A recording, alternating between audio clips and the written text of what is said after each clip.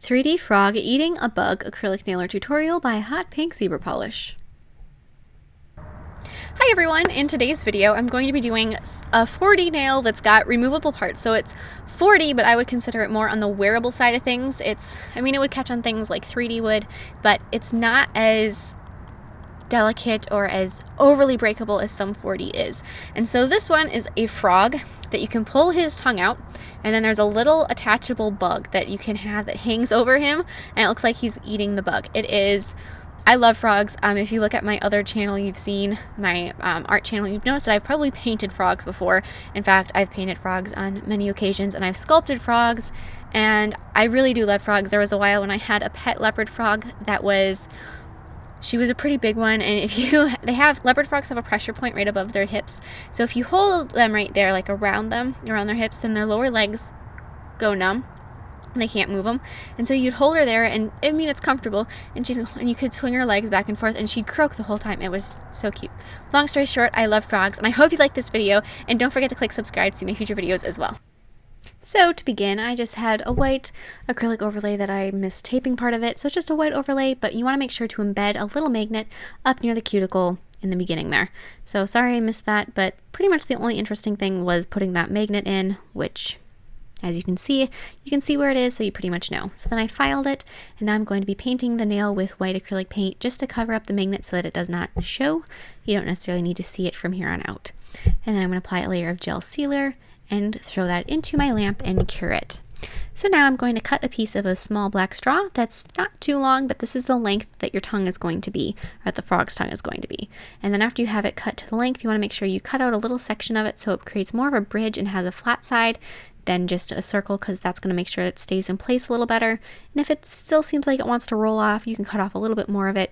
And then after you have that to the right size and shape, put down some nail glue and then glue the straw. If you're me, you probably will glue yourself to the nail at this stage as well. So now I'm going to cut a piece of wire that's got some extra length. I'm going to bend one end of it so that it has a nice right angle on it. And then after I have that, I'm going to pretty much cut off all of that wire that's on the other end. So it's got just a little hook on the one end, very small. I'm going to now be painting that with a pink with a one-step gel polish and curing it. So now I'm going to take and I'm going to sculpt my frog. And I'm going to first start by covering up that black, I want to say tube, straw, the black straw, with some green acrylic paint. And these straws that I have, these aren't drinking straws like you would normally have if you got a soda. These are straws that you would use mainly to like stir a drink, like a mixed drink. I keep these things whenever I see one that is, or like a coffee stir. Sometimes coffee places have little straws. Take one if you see it. You can use the same straw. You just use a tiny bit each time you need one, so you can hang out of them for a while. And you don't need them very often, but hang on to those types of weird little things. They might come in handy, you never know. So I kind of missed this part, but you also need to add a little bit thicker acrylic around his face, making sure not to plug the hole. But then at the back of it, I'm going to be adding their hips come to a nice little point, so make sure you add that point beyond the straw, and at this point at that back side you can cover up the hole because you don't need to have that exposed over there. And so now I'm going to be adding his sides, and the kind of frog that I'm doing is a red-eyed tree frog, and so they're pretty much green for the most part, but then they've got blue on their sides and some blue on their legs. So I'm going to use blue acrylic to add that on their legs. On their side, the legs too, but that's in a little bit. So first I'm going to be adding, next I'm going to be adding 2 little beads of red for his eyes and just letting those set and not flattening them out. You want to make sure that they keep that nice rounded kind of puffy shape. So then I'm going to make sure that the little wire tongue I made before fits in the mouth, because that acrylic may have sort of sunk in and shrunk your hole. So make sure that that fits and slide the tongue in and out a couple times. And as long as it fits, you're good to proceed. But just make sure you do that before that head is completely 100% set. So if you do need to expand it, you can easier at this point. And now I'm going to be adding eyelids over the top of those red beads we added before. That's going to definitely help with the frog appearance, having those nice eyes that sit on top of the head. So now I'm going to be making his legs. And so his front legs are in 2 sections, just like our arms are. And the first one is going to be, his upper arms are blue. So you want to make sure that you do that part beginning with blue, and then bend his arms in and do the rest of his arm, his forearm, with some green, same color green you used for his body, And his front arms aren't super long, they're a little shorter. If you look at frogs, they have really long back legs but short front legs. And again, I'm just going to make sure that tongue is mobile. You don't want it to get stuck. That would be so sad to have all of that time wasted. So just periodically make sure you can still move it and that it isn't attached to anything. And then I'm going to go through and I'm going to start working on the back legs. Their back legs are in 3 sections instead of 2. The first one, once again, is blue, and then they bend almost like an accordion. And there's 2 more. Both those bottom are going to be with the green. So I'm going to add that down and then sort of pull it out.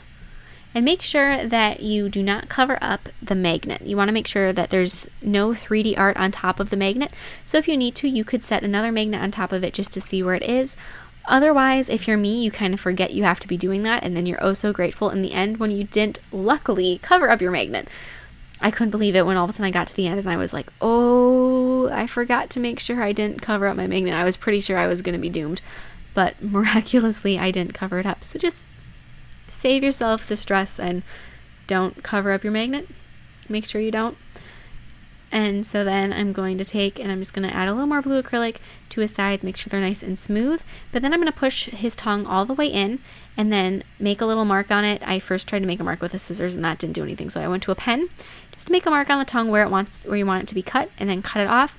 Make sure you leave enough extra length that when it's pushed all the way in, you still have enough to grab onto to pull it out. And so then I'm going to take and set a nail form backing underneath it and then thicken up the end of the tongue just a little bit to give it that sort of widened shape at the very end of their tongues that they all have, just like that. And so now I'm going to go and I'm going to be adding his feet. And red-eyed tree frogs have very, very orange feet, and so I'm going to go through and just put a bead of orange at the tip of their legs, and then I'm going to sort of mess with it. And I tried to make it so that I didn't have to grab an individual bead for each toe, but later on I decided that was pretty much the best method that I could come up with. So after you have the toes in place, if they don't look quite right because the toes, much like the tongue, are much wider at the very tip than they are in the middle, you might just want to go through and add little teeny tiny beads of orange acrylic for each toe just to make sure that they're nice and defined and have the right shape. Which is, as you can see, I pretty much ended up doing, so I might as well have tried to do it from the get-go that way, but I don't know. I thought it would work to just shape a single bead into the right toes, but not so much. So then I'm going to add his feet. I'm going to start with just adding like the base part of the foot, and then I'm going to try once again to separate that into toes. I am stubborn that way. And then I went through and added individual beads for the toes anyway. I don't know. Sometimes you get an idea in your head that'll work, and if it doesn't, it's hard to let it go. But add his toes. And on the front feet, there are 4 toes, and on the back feet, there are 5. So make sure that that is correctly represented. And so now I'm going to go and I'm going to be adding outlines. So I have a slightly diluted black paint that I diluted on my thumb, but I'm just going to add outlines here and there, kind of shadowing and making sure that this is nice and defined and bright.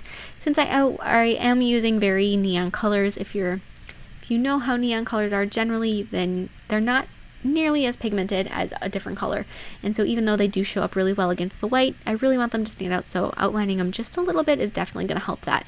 And also outline his eyes and give him pupils and nostrils and just a little outline on each toe like that. And so then I'm going to take some yellow paint and I'm going to highlight his orange feet, just a little bit on each toe, and then they also have some little stripes on the blue sections on their sides. They're very pretty. They're my favorite kind of frog. They're so pretty. And then I'm going to add a little bit of yellow highlights and green highlights on his body and his back, just like that, just to brighten up that green a little bit, make it really show up. And then a little bit of green highlights on his legs, so it's just a brighter shade of green. And add just a little yellow highlight too, mostly on his face, a little bit on his back. And as I'm highlighting, after I have things highlighted, I like to tap it off with my finger just to blend it out. But I'm going to trim off 3 pieces of thin black thread, just like that, and I'm going to overlap them and shape them into the right form for the insect's legs. Once I have them highlighted, I'm going to hold them in place to make sure they don't move on me. And I'm going to put down some clear acrylic to attach them to each other and make sure that they stay in place like that. And then I'm going to place a black rhinestone in the center.